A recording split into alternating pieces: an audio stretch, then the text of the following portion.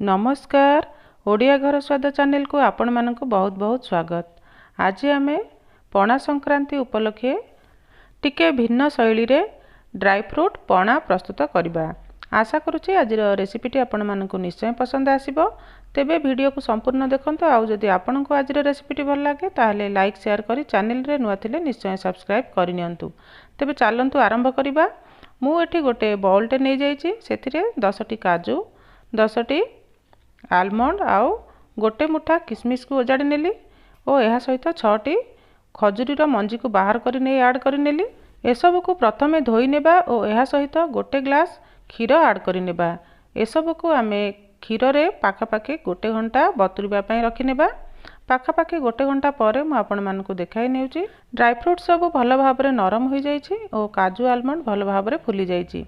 वर्तमान पणारे आउ कौन कौन सामग्री ऐड करबा चलंतु देखि नेबा।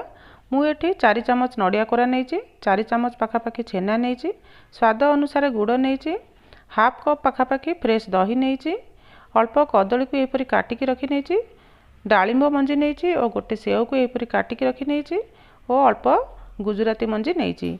प्रथमे बतुरेकी रखिथिबा सब ड्राई फ्रूट्स को गोटे ग्राइंडिंग जार को ओजाड़ी नेबा।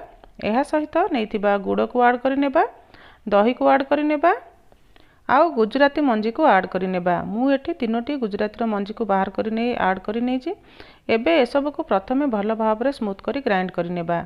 वर्तमान मु एहा को ग्राइंड करि नेछि। एहा को गोटे मिक्सिंग बोल को ओजाड़ी नेबा। एबे एहा सहित आमे बाकी थिबा सामग्री को ऐड करि नेबा। एबे एहा सहित नेइथिबा छेना को ऐड करि नेबा, नड़िया कोरा ऐड करि नेबा आउ काटिकी नेइथिबा सबु फ्रूट्स को ऐड करि नेबा। मु एठी सेव, डालिंब और कदलीर व्यवहार करिछि।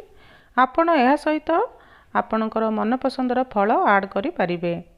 वर्तमान एसबू को भल भाव में मिसाई नेबा। शेष रे आमे एहा सहित 1/4 चामच पाखापाखि गोलमरीच गुंड ऐड करि नेबा और भल भाव में गोलाई नेबा। वर्तमान आमर पणा प्रस्तुत हो जाइछि।